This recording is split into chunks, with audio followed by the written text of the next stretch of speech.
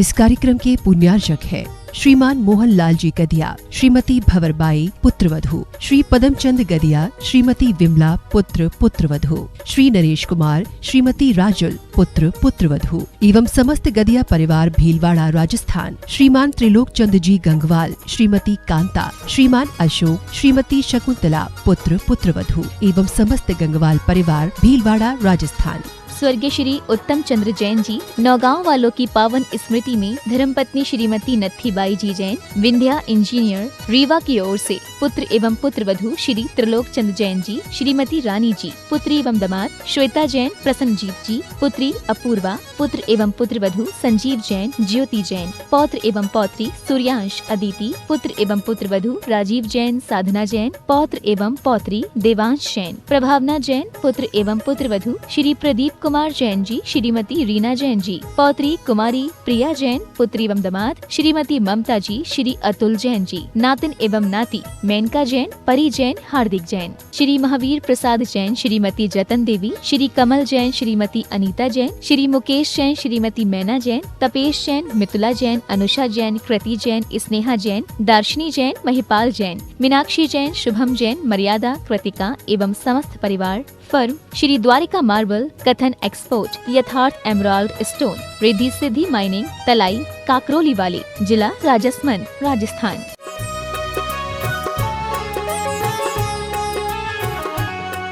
जय श्री ओम नमः सिद्धेभ्यः, जय श्री ओम नमः सिद्धेभ्यः।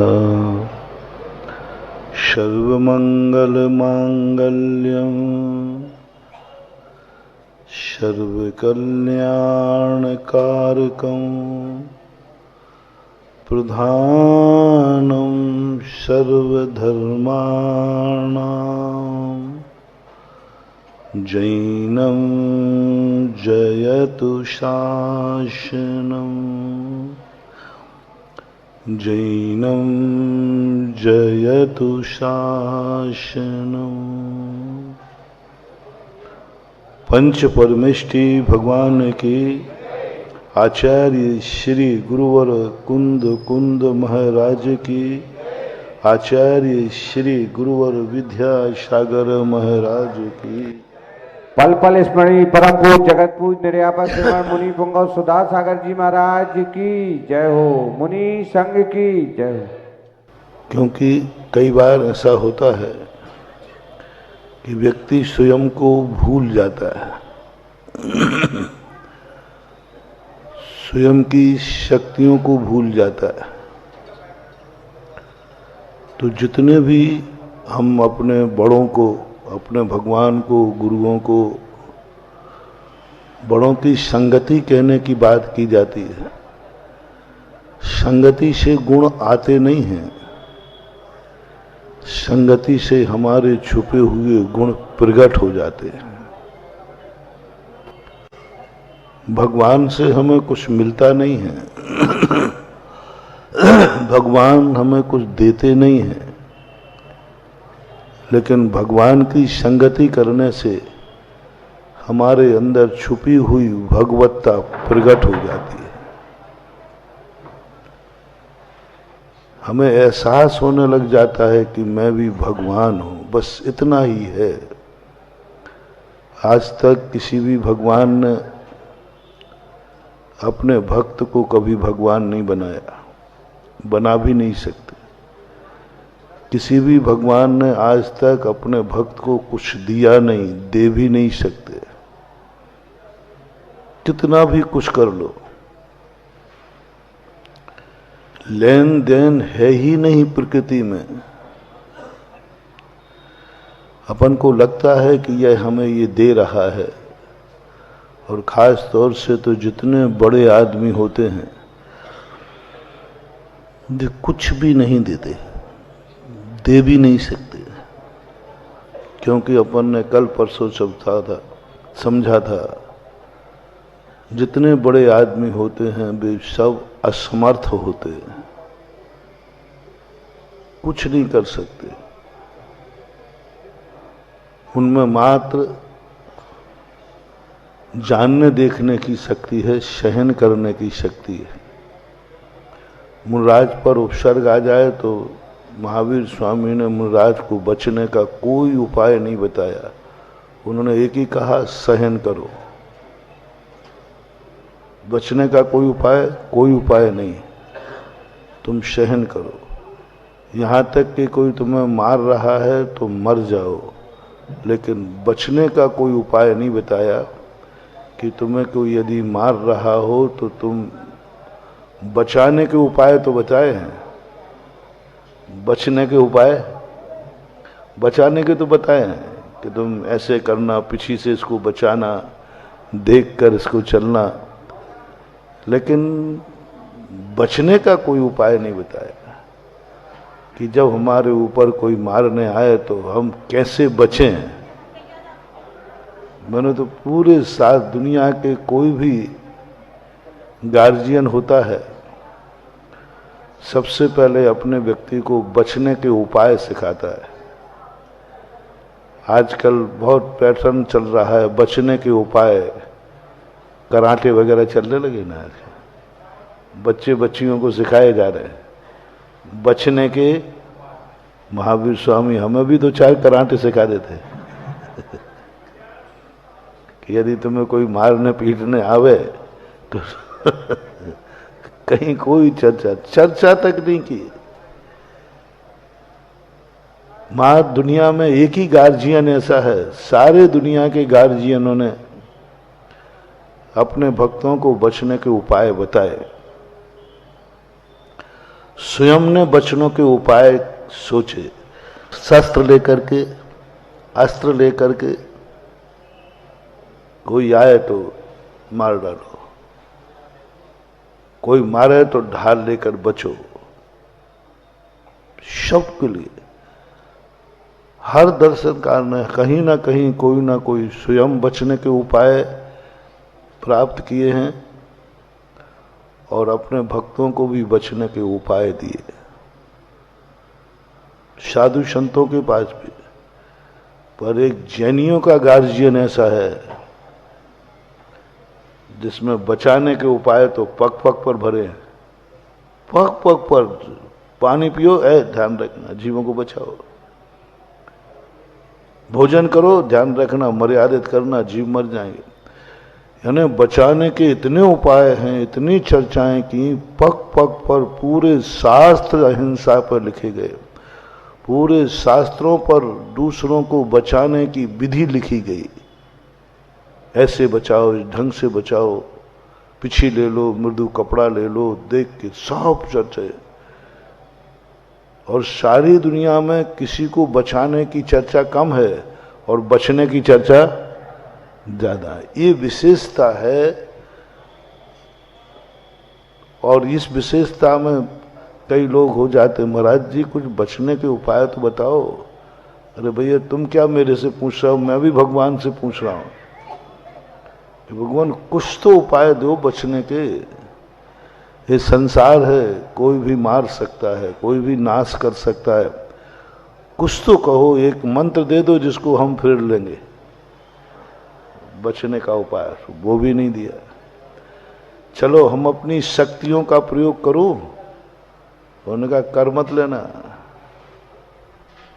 यानी हमारे पास शक्ति है कि चलो मैं ऐसी साधना तपस्या करता हूं, सिद्धि कर लूंगा जिससे मेरा कोई कुछ नहीं बिगाड़ पाएगा। तुमने कहा कि नहीं, ऐसी शक्ति का तुम प्रयोग नहीं कर सकते, करोगे तो मुनित्वपने से रहित हो जाओगे। आप इस शक्तियों का प्रयोग नहीं कर सकते, तो फिर करें क्या? बोले तुम्हें कुछ करना ही नहीं है, वो तो सामने वाले को करना है जो करना है। तुम्हें कुछ नहीं करना, सामने वाला जो करना है उसको करने दो। देख लो जो मुनि महाराजों का, जितने भी अच्छे मुनिराज हुए, उनके ऊपर सब कुछ संकट आते गए, कोई बचने का ना तो कोई उपाय था, ना कोई साधना थी, ना कोई तपस्या थी। सब लोगों ने अपने अपने अनुसार संकटों को सहन किया। और श्रावकों के ऊपर कभी संकट आए तो देवता ही आ गया।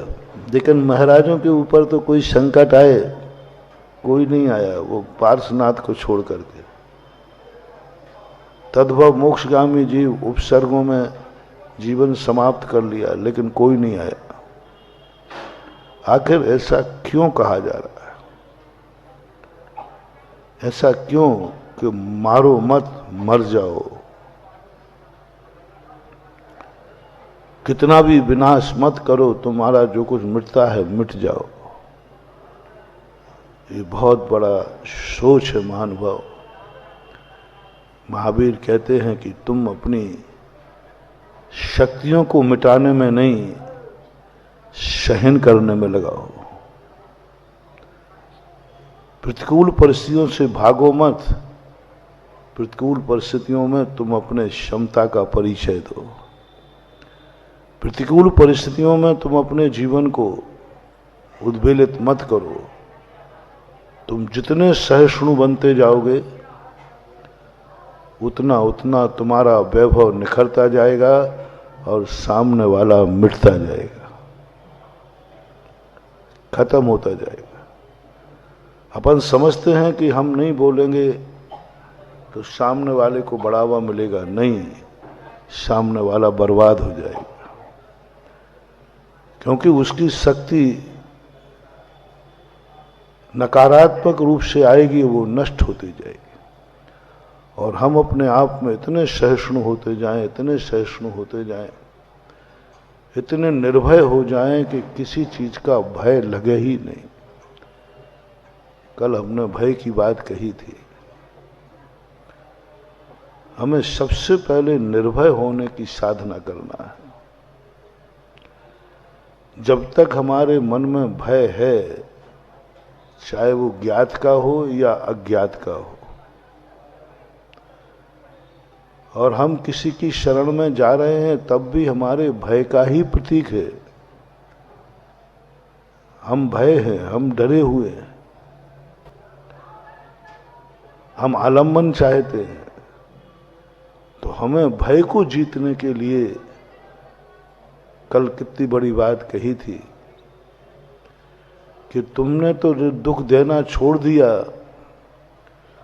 कहीं कोई तुमसे दुखी तो नहीं हो रहा है। तुमने दुख देना तो छोड़ दिया, कहीं कोई तुमसे दुखी तो नहीं हो रहा है। तुम किसी के लिए मन में सोच रहे हो, तुम्हारे सोचने से उसको दुख तो नहीं हो रहा है। तुम देख रहे हो, तुम्हारे देखने से कम उसको दुख तो नहीं हो रहा है। ये इतनी बड़ी साधना है, इस पर अपन विचार नहीं करते। हम सोचते हैं कि हम सामने वाले का, महावीर ने कह दिया किसी का बुरा मत विचारो, मैं नहीं विचारूंगा।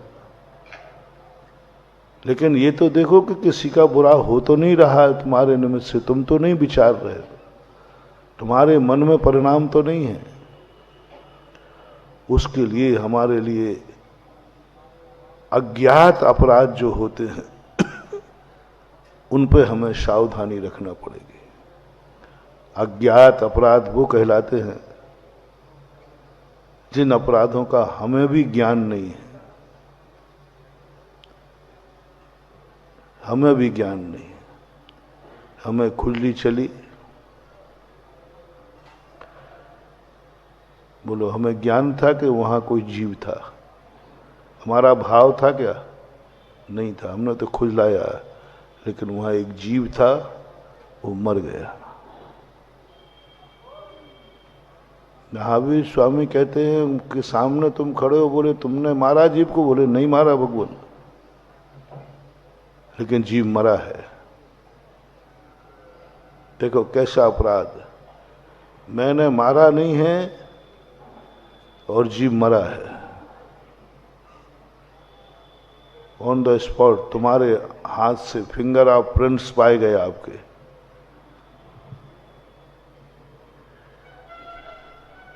जब देखा गया तो उन्होंने कहा कि तुम्हारी उंगलियों से मरा, उसमें फिंगर ऑफ प्रिंट्स है। और सामने वाला कहता साहब आप जो कुछ भी कहलवा लो, मैंने उस जीव को नहीं मारा है। और मेरे अनुभव में भी नहीं है, ज्ञान में भी नहीं है, मैंने मारा ही नहीं है। 100 बार कहलवा लो, मैंने मारा ही नहीं है, और सही में नहीं मारा, वो झूठ बोल नहीं रहा है। अब बोलो, सामने वाला झूठ बोल नहीं रहा है और बॉडी पर फिंगर ऑफ प्रिंट्स बता रहे हैं कि मारा इसी ने। सत्य क्या है?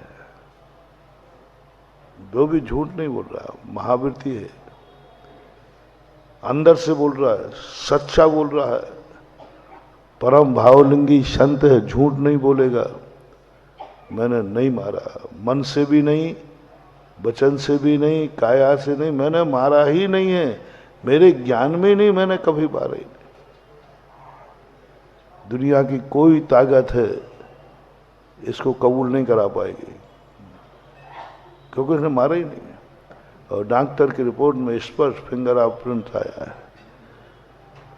इसको महावीर कहते हैं, इसको मत सताओ, इसने नहीं मारा है। इससे ये पूछो, तुमने खुजलाया था? बोले हाँ साहब, ये तो खुजलाया था, बस खत्म हो गया। खुजलाया था ना, बस वो खुजलाने में ही जीव मरा है। तुमने खुजलाने के पहले क्यों नहीं देखा कि वहां कोई जीव हो सकता है? इसलिए हमें खुजलाने के पहले आपको पिछिकाई के लिए दी थी। अब देखना अपराध कहाँ पकड़ा गया। मर्डर का अपराध तो अलग हो गया, अब खुजलाने का अपराध है। तुमने खुजलाया तो पिछी लगा के क्यों नहीं खुजलाया? पहली बात, तुम्हें ध्यान होना चाहिए कोई जीव वहां हो सकता है, ये विवेक तुम्हें क्यों नहीं रहा? इसलिए तुमने प्रमाद पूर्वक क्रिया की है, तुम प्रमादी हो, तुम सावधान नहीं रहे, इसलिए अज्ञात पूर्वक हिंसा भी हिंसा है। ज्ञात अज्ञात पूर्वक, ये मत समझो कि जान करके जो हिंसा हो रही है, कर रहा हूं, वही हिंसा है।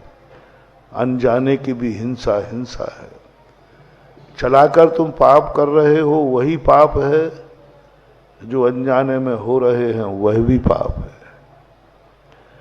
जहर चलाकर के पियोगे जब भी मरोगे, कि अनजाने में पियोगे तब भी मरोगे?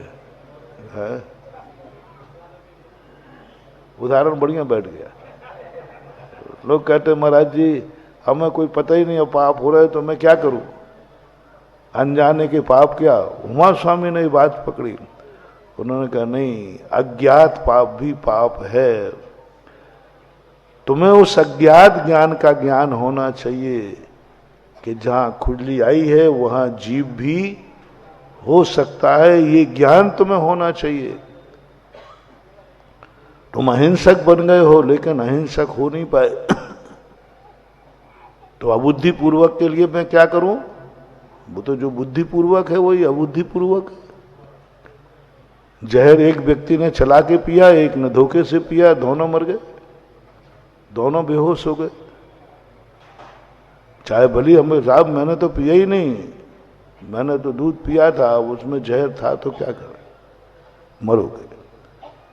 अपन लोग भी बुद्धिपूर्वक पाप तो अपन बहुत कम करते हैं, बहुत कम, खासतौर से मुनि महाराज लोग। फिर भी उनको 47 पाप कर्म निरंतर बनते रहते हैं। मिथ्यात्व आदि को कुछ कम कर दो। कुछ साहित्य मुनि असाता कर्म का बंद, ये बंद छठे गुणस्थान तक चलते रहते हैं। ज्ञानावरणी का कर्म हम कौन सा अंतराय डाल रहे हैं? आप अंतराय डाल नहीं रहे, आपसे अंतराय डल रहा है। आप दूसरे को डाल नहीं रहे हैं, आप बाधक बन रहे हैं। आप किसी को बाधा नहीं डाल रहे, लेकिन आपसे बाधा हो रही है।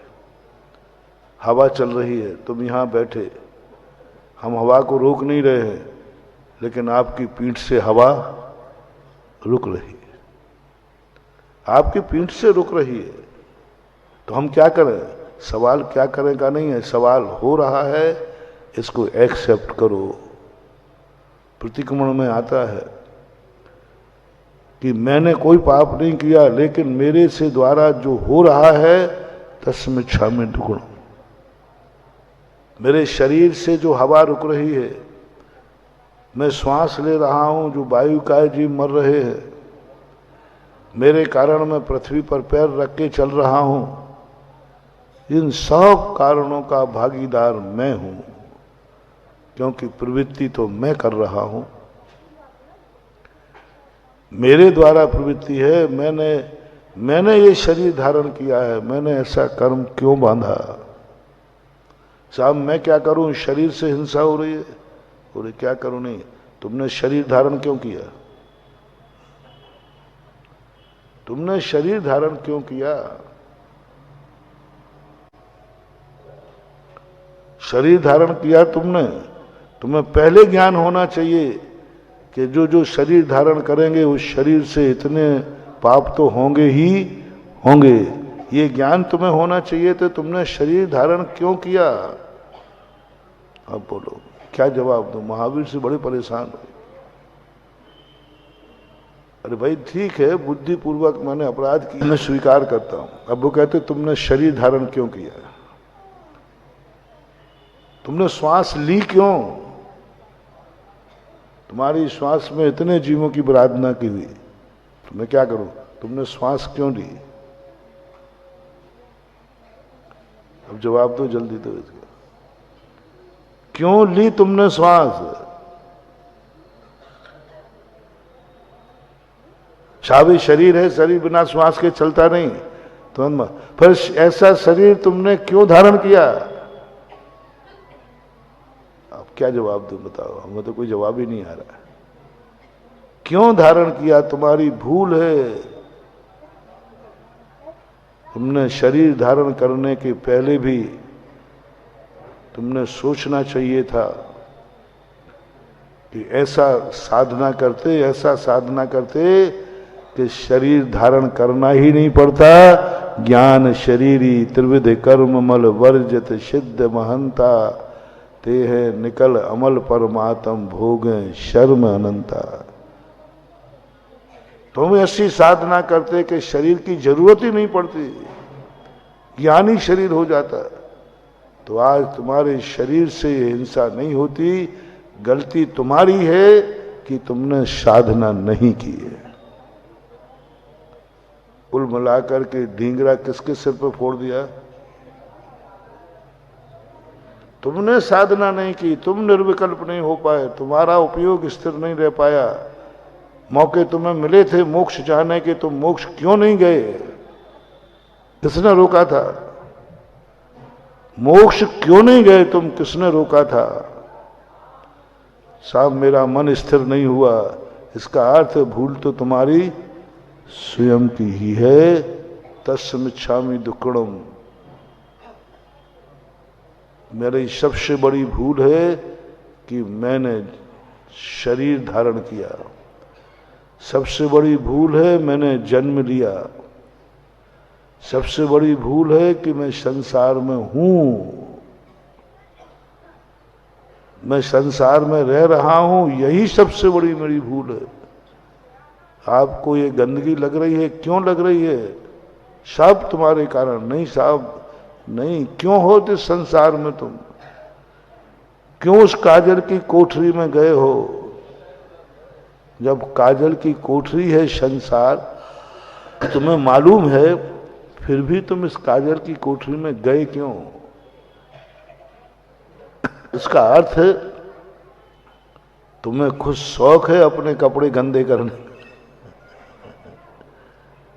तुम्हें मालूम है कि नहीं ये संसार काजल की कोठरी है? बोले साहब मालूम है, शास्त्र में पढ़ा है। तो फिर क्यों गए संसार में? क्यों जन्म लिया तुमने? क्यों नहीं तुमने वो उपाय किया जिससे ये काजल की कोठरी में जाना ही नहीं पड़े? वे महान पुंडरीक पवित्र आत्माएं इतने सहन क्यों कर लेते हैं कष्टों को? क्योंकि उनके अनुभव में आ जाता है कि हमें संसार में नहीं रहना है। अभी जितने कष्ट हैं तो हैं, बाकी इसके कारण से, शरीर के कारण से कितने अपराध करना पड़ेंगे। शरीर से पाप नहीं है, शरीर धारण करते ही कितने हिंसाएं होती हैं, कितने अपराध होते हैं। शरीर है तो श्वास भी लेना पड़ेगा, शरीर है तो भोजन भी करना पड़ेगा, शरीर है तो और पता नहीं इसके बचने के उपाय करना पड़ेंगे। इसलिए ज्ञानी व्यक्ति कहता है मैं तो शरीर से रहित होने की साधना करता हूं कि मेरा अगला भव शरीरातीत हो, देहातीत हो, वो है। और ये जब ही संभव है जब तुम उन अबुद्धिपूर्वक अपराधों को पकड़ो। मान लेते हमने हिंसा करना छोड़ दी, ये व्यवहारिक धर्मात्मा है। वास्तविक धर्मात्मा है कि मैं किसी को बाधा नहीं देता हूं और किसी को बाधा बनूंगा भी नहीं, मेरे द्वारा किसी को बाधा नहीं होगी, किसी को भी बाधा। मैं ऐसे व्यक्ति का चिंतन करूंगा जिसके चिंतन करने से चिंतन करने वाले को भी कोई बाधा ना हो, उसको कोई परेशानी नहीं हो, कोई दिक्कत नहीं हो। मैं तुम्हें याद करूंगा, तुम्हें या तो हर्ष होगा या विषाद होगा। इसलिए यदि मैं तुम्हारा ध्यान करूं तो या तो तुम्हें अच्छा लगेगा या बुरा लगेगा। भक्त होगे तो अच्छा लगेगा, दुश्मन होगे तो बुरा लगेगा। हम करेंगे ही नहीं, हम करेंगे ही नहीं, हम याद करेंगे ही नहीं तुम्हें, हम करते भी नहीं है, क्योंकि तुम्हारी याद किया नहीं और हमें आफत आई नहीं। या तो तुम बहुत खुश हो जाओगे, अरे महाराज जी याद कर रहे, ओहो कितना पाप करोगे तुम, कितना पाप करोगे, इतना पाप कर लोगे कि स्वयं भी नहीं बचा पाओ। महाराज ने बुलाया है, अरे फिर तो आप कैसे दौड़ लगा के आओगे, जल्दी बोलो ना। नीचे चीटियां फीटियां, कुछ नहीं, महाराज ने याद किया है। अब बोलो हमारे याद करने से कितनों का कबाड़ा कर दिया तुमने। और बल्कि इतने इतने आनंद में डूब जाओगे कि सीढ़ी पे स्वयं ठोकर गिर जाओ। होता है, बोले बच्चा मैं क्या करूं, महाराज ने बुलाया, मैं चला गया। एक बार ऐसा हुआ, हम लोग सामाय कर रहे, नाम मत पूछना, सामाय कर रहे थे तो क्षुल्लक पहले बंद हो जाते थे मंदिर कपाट, तो क्षुल्लक सब लोग वस्त्र उतार के सामायिक करते थे। एकदम 1:30 बजे के लगभग, मंदिरों में कोई आता नहीं था, बंद रहते थे सब साधना की दृष्टि से। तो एकदम आचार्य जी ने याद किया, एक क्षुल्लक जी आचार्य ने फलाना क्षुल्लक जी बुलाओ। और क्षुल्लक जी इतने हापर दोपहर में थे, इतने जल्दी दुपट्टा डाला और पहुंच गए। लंगोट नहीं, अब जैसे अब सामान आदत है ना कि चुट्टा दुपट्टा डाला और चल दिए, और आचार्य जी सामने पहुंच गए। आचार्य जी कहते लंगोट कहाँ है, भागे।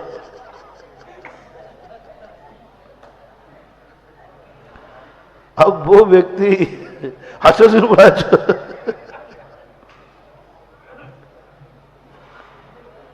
अब बोलो जब क्षुल्लक जी इतने भाव विभोर हो सकते हैं, इतना होश खो सकते हैं, और फिर पता चल जाए कि आचार्य जी तुम्हें याद कर रहे हैं, तो तुम तो जमीन पे ही नहीं चलोगे, कितना नुकसान हो जाएगा। बोलो कितना नुकसान, कुछ भी घटना घट सकती है। तुम इतने हाव विभोर हो जाओ, इसलिए भैया मैं तो तुम्हें याद ही नहीं करूंगा, उपद्रव करूंगा। और यदि किसी को बुरा लग गया तो महाराज ने मेरा नाम क्यों लिया। इसलिए अपन तो ऐसे व्यक्ति को याद करते हैं, ऐसे व्यक्ति को याद करते हैं, इसको कितने याद करो उस पर कोई फर्क नहीं पड़ता है। ना तो वो हर्षित होता है और ना द्वेष में जाता है, जिसे कहते हैं अरहंत सिद्ध भगवान। एक समय की घटना है, एक ही वस्तु है, एक ही क्षण है, एक क्षण में नग का हार और एक क्षण में 10 लिया। आगे क्या हुआ सब आपको मालूम। आरोप आया, पुरुष हमेशा जीतता है। उसने आरोप, सबने आरोप मर दिया कि इसने नाग क्या बात की। राज दरबार में जब पहुंचने के बाद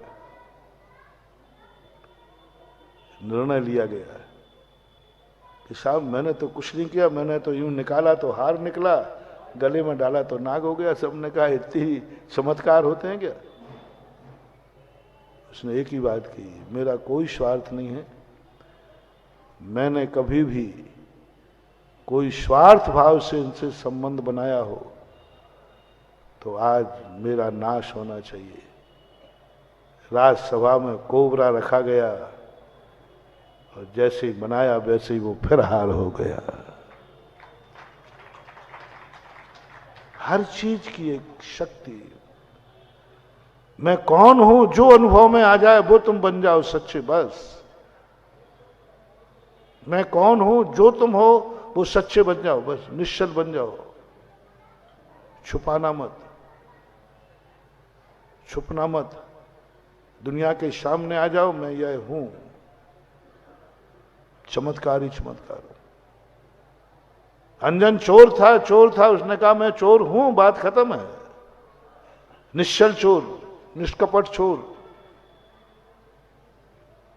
चोर हूं, चोरी की बात क्या बात है,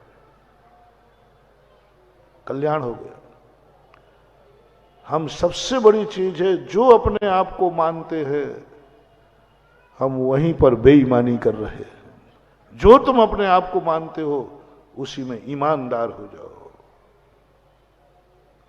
द्रव्य से भी ईमानदार, जो आपका संबंध हो उस संबंध के लिए तुम्हारी कभी जरूरत पड़े तो शक्ति मत छुपाना। क्या कहा?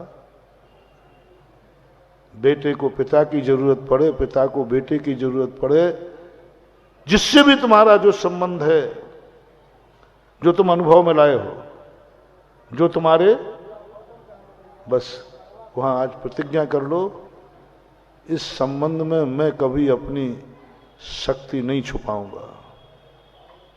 इसको सुख देने में, इसको सुखी करने में मैं कभी पीछे शक्ति नहीं छुपाऊंगा। मैं मन वचन काय से ये संबंध है, मैं इसको दुखी नहीं करूंगा। मैं मन वचन काय से कभी इससे छल कपट मायाचारी नहीं करूंगा, क्योंकि मैं यह हूं, ये संबंध मेरे लिए बता रहा है। मैं बेटा हूं, बस खत्म हो गया, बस मान लो खत्म। बेटा हूं,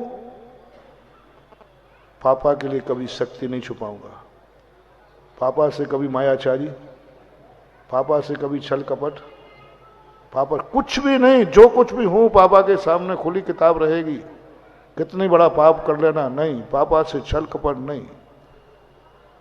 सारी दुनिया में झूठ बोल दूंगा लेकिन पापा के सामने नहीं बोलूंगा, क्योंकि मेरे अनुभव में आया है कि मैं बेटा हूं और ये मेरे बस महानुभाव चमत्कार।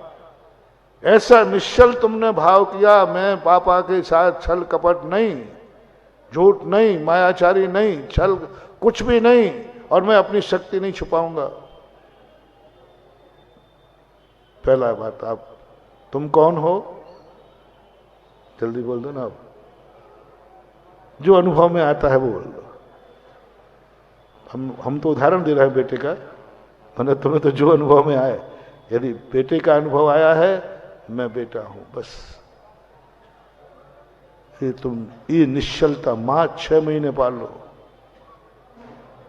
6 महीने के लिए तुम निश्चल बेटे बन जाओ। और 6 महीने बाद कभी तुम्हारे पिताजी को कोई संकट आ जाए, तुम सीधे भक्तांबर पढ़ने आ जाना। मेरा कोई स्वार्थ नहीं है भगवान, अभिनंदन नाथ भगवान, मेरा कोई स्वार्थ नहीं। मैं अपने पापा से कभी छल कपट नहीं करता, कभी झूठ नहीं बोला, मैंने मायाचारी नहीं की, मैं नहीं करूंगा। आज मेरे पिताजी बहुत दुखी हैं। मेरा कोई स्वार्थ नहीं प्रभु, आप सर्वज्ञ हैं, आप सर्वज्ञ हैं, मेरा कोई स्वार्थ नहीं है। बस इतना है कि वो मेरे उपकारी है, मैं उनको दुखी नहीं देख सकता। और तुम भक्तांबर शुरू कर दो। 48वें काव्य के बाद थोड़ा घर फोन लगा के पूछ लो पापा की हालत कैसी है।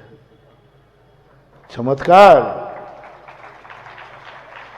करो तो सही, तुम निश्चल कोई संबंध को कायम तो करो।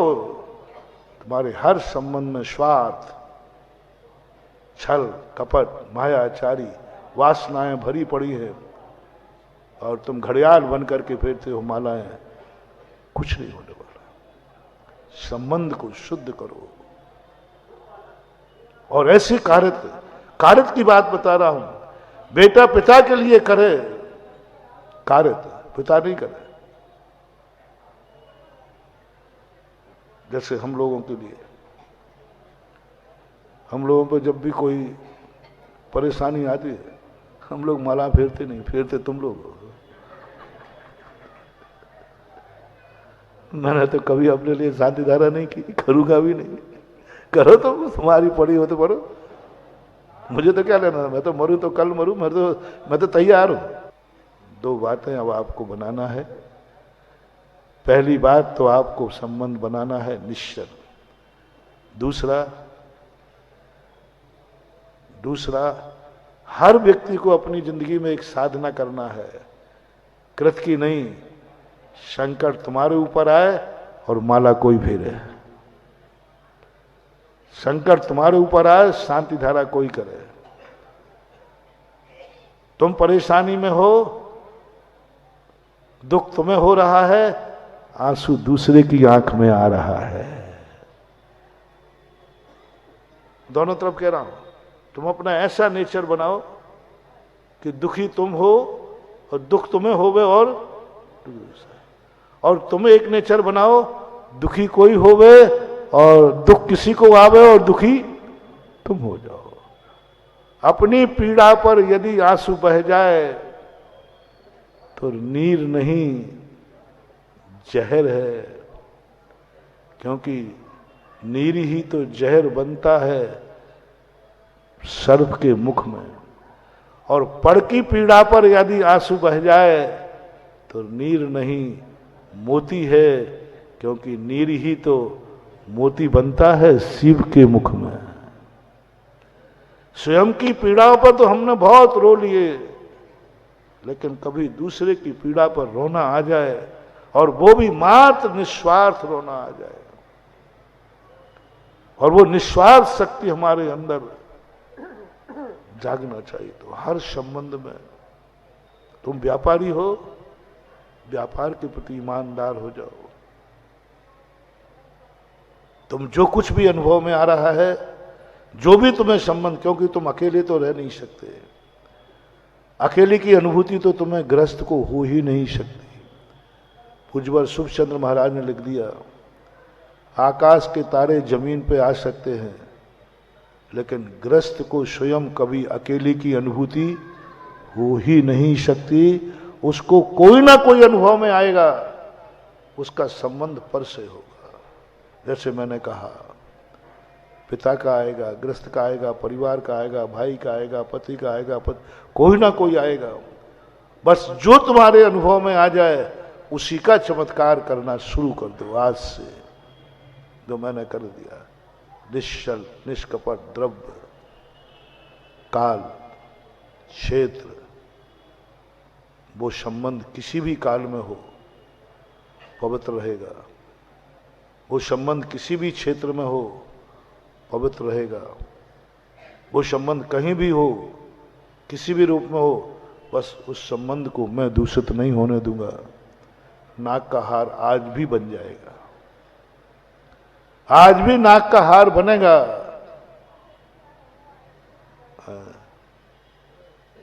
बनवाऊंगा नहीं, क्योंकि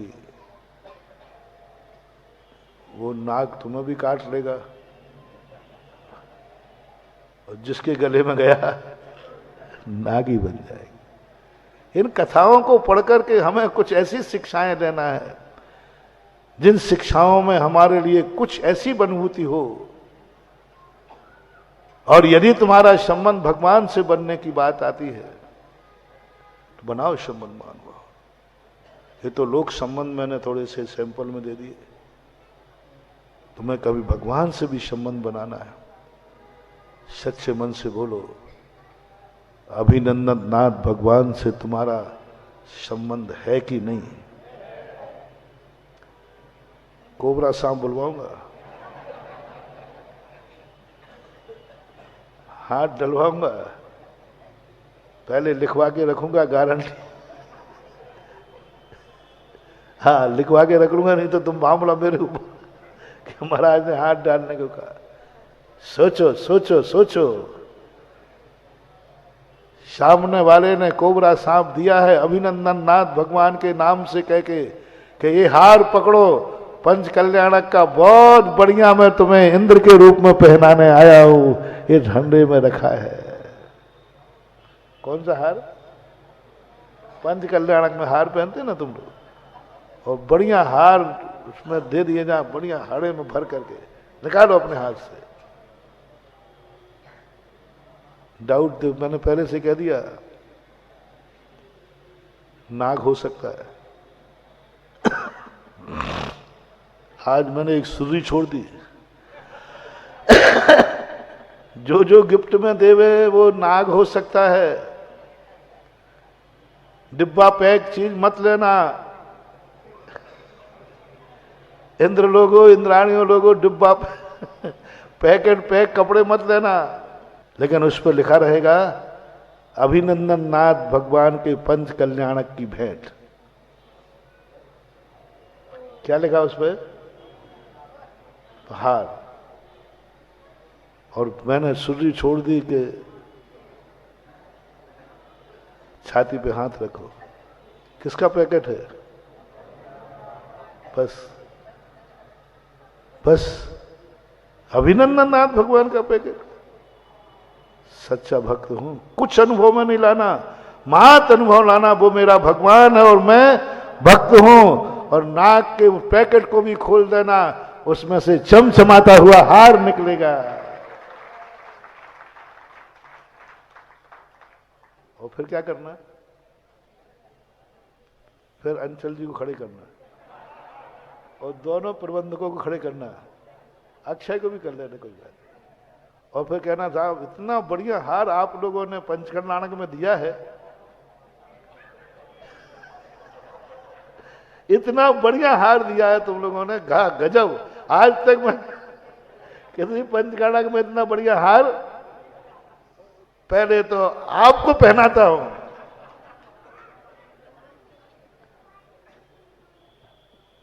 है चिंता मत करना अक्षय बाबू, चिंता मत करना। तुम भी कहना भगवान भैया मैं भी भगवान का सच्चा, और मैंने है भगवान, मैंने कभी मन वचन काय से कभी आपके भक्त को धोखा देने का भाव किया हो तो आज ये हार नाग बन जाए।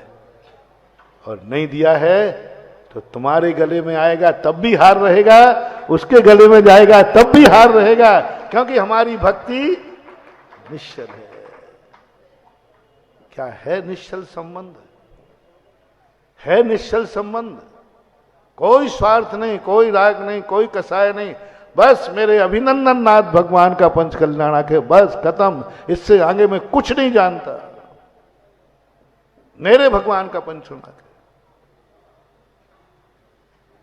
थोड़ा सा भी संदेह, निश्चल, प्रभु के प्रति छल कपट नहीं, मायाचारी नहीं, वो तो फिर भी संसारी प्राणी था, ये तो सर्वज्ञ भगवान है भैया। इनसे कोई बात छुपने वाली बस प्रभु के सामने नहीं, कोई छल नहीं, कोई कपट नहीं, कुछ नहीं, कोई मायाचारी नहीं। निश्चल हो जाओ, एक निश्चल हो जाओ, बस भगवान मेरा है और मैं भगवान का हूं, बस एक बात। ललितपुर के सारे घरों के लिए मैं कहना चाहता हूं, बहुत बड़ी परीक्षा है तुम्हारी, हर घर की एक परीक्षा है, बस एक ही चर्चा, मेरे भगवान का पंच कल्याणक है और मैं उनका भक्त हूं, मैं उसमें शामिल ना हूं, ऐसा हो ही नहीं सकता। एक बार मैंने किया था सगे, शायद तो वहां प्रवचन दिया, सगे बोलो भगवान का संबंध कजन संबंध है कि सगे संबंध? हाँ ये कजन, हाँ आ गया ध्यान में। ये कौन है? हाँ थोड़े मेरे कजन है। कजन किसे बोलते हैं? गुणा भाग के। हाँ शब्द बढ़िया याद आ जाता है। हाँ ये हमारे है, हाँ थोड़ा कजन संबंध है। और दूसरा क्या बोलते हो? सगे संबंध।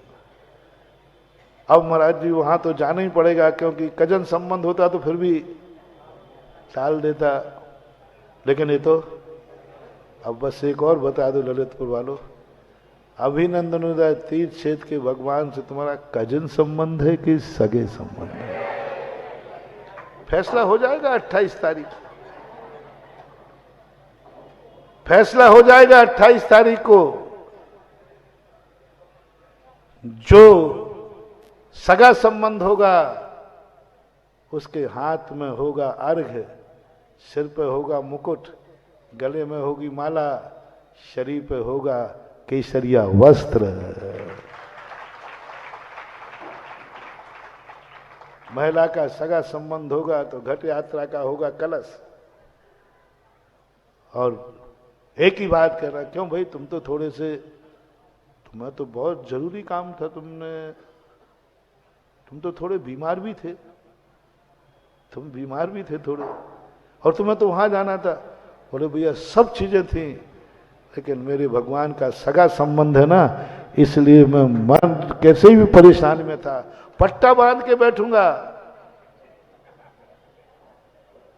एम्बुलेंस हो लगवा ना, लेकिन बैठूंगा, जाऊंगा। हाँ तुम जो करते हो नाटक, वो मैं बता रहा हूं, शक्ति नहीं है, फिर भी अब पोते की शादी है, सगे पोते की शादी है, एक ही तो पोता है, जाना तो हिम्मत नहीं होती, उठ के तो उठ जाते हो, हिम्मत नहीं होती जाने की तो भी ऐसा शक्ति यहां दिखाओ ना। वहां तुम दिखाते हो शक्ति नहीं है, यहां दिखाओ ना शक्ति है या नहीं है। लेकिन मैं जाऊंगा हर बुढ़ा लेकर के, कोई कहे भाई तुम ऐसे में क्यों बैठे? अरे हमारे सगे भगवान का पंचकणक था और इसी में मैं नहीं आता, लाठी लेकर आ गया, एम्बुलेंस लेके आ गया। दिखाओ प्रदर्शन, ये अपने जिगर का सगा संबंध दिखाने का मौका आ रहा है, जिस समय हम दिखाएंगे कि मेरा संबंध क्या है। और तुम बहाना बनाओगे, थोड़े थोड़े से बहाने, हमारी ये है, हमारी इससे पटरी नहीं बैठ रही, हमारी इससे नहीं बैठ रही, हमें ये काम है, तो कजन संबंध है। तो भगवान भी कहेंगे, कल के दिन जब संकट आएगा तो भगवान भी कहेंगे कौन आया है? वो कजन आया है, कजन। अब कजनों के प्रति क्या व्यवहार होता है वो तो तुम सब जानते हो, और सगों के साथ क्या व्यवहार होता है ये भी तुम। सगा संबंध बनाओ, निश्चल संबंध के साथ शक्ति नहीं छुपाएंगे। अभिनंदन नाथ भगवान मेरा सगा देवता है, मैं शक्ति नहीं छुपाऊंगा, मन से भी नहीं, वचन से भी नहीं, काय से नहीं, शक्ति नहीं छुपाऊंगा। देखो चमत्कार देखना, फिर छल नहीं, कपट नहीं, मायाचार्य नहीं, कुछ नहीं, कोई सारे विकल्प खत्म करके मात मेरा सगा संबंध है भगवान से, मैं शक्ति नहीं छुपाऊंगा, मेरी शक्ति है, मैं बैठ सकता हूं विधान में, मेरी शक्ति है मैं दान दे सकता हूं, मेरी शक्ति है मैं यज्ञ नायक बन सकता हूं, मेरी शक्ति है मैं इंद्रादिक बन सकता हूं। मैं शक्ति, सारी दुनिया में शक्ति छुपा लूंगा, सारी दुनिया में शक्ति छुपा लूंगा, प्रभु तेरे लिए मैं अपनी शक्ति नहीं छुपाऊंगा, सब जगह छुपा लूंगा, सब जगह झूठ बोलूंगा मैं तेरे सामने। महानुभाव, देव साध गुरु के सामने कभी शक्ति को मत छुपाना। कुंदकुंद स्वामी ने कहा शक्ति मत छुपाना, निश्चल हो जाओ। कल के दिन जब तुम्हें भगवान की जरूरत करेगी, भगवान की अपनी शक्ति नहीं छुपाएगा और तुझे ट्रेन के नीचे से निकाल के लाएगा, क्योंकि तुमने शक्ति नहीं छुपाई। वो क्या शक्ति छुपाएगा? वो तो बेचारा कभी शक्ति छुपाता ही नहीं है, हम छुपाते हैं तो उसकी छुप जाती है। तो संबंध बनाओ ऐसा, संबंधों में चमत्कार, आत्मा में चमत्कार नहीं। आत्मा की तरफ जाना है तो संकट सहन करो। मैंने पहले कह दिया, महावीर स्वामी ने स्पष्ट कहा कि तुम अपनी तरफ जाना चाहते हो तो बात एक ही है, सहन करो, कोई चमत्कार नहीं होगा। और यदि तुम पर की तरफ जाना चाहते हो तो संबंध को निश्चल कर लो, एकदम निश्चल कर दो। एकदम घर में चर्चा करोगे नहीं, वहां शक्ति नहीं छुपेगी। मान लो घर में पापाओं के पास पैसा है और वो कंजूस खर्च नहीं करना चाहता, तो बेटा कहा पापा, और कहीं तो सब जगह मैं झूठ बोल दूंगा, लेकिन सवाल मेरे सगे अभिनंदन नाथ भगवान का है, आपने शक्ति छुपाई तो नाम कहीं भी दे सकता हूं, यहां मत छुपाना भगवान के सामने। बाप बेटे से भी कहे, बेटा देख तूने मेरे सामने झूठ बोला, सब करता है, बस देख बेटा, भगवान से शक्ति मत छुपाना, गुरु से शक्ति मत छुपाना, भगवान से शक्ति नहीं। निश्चल हो जा, तू जा सकता है मंदिर में, जाओ बेटा। बहू तुम बैठ सकते हो पंच कल्याण में, कोई बाधा नहीं है, कोई परेशानी नहीं। बेटा बहू, हर सासू बेटा बहू से कहे, देख हम तो मर जाएंगे, बुढ़ापा है, मेरे जीते जी जैसा मेरा सगा संबंध भगवान से रहा है, ऐसा मेरे जीते जी तुम भी संबंध बना लो, मैं शांति से मर सकूंगा। अपने बेटे बहू का संबंध बना के मरो। आप लोग, समय हो रहा है, 2-3 मिनट है,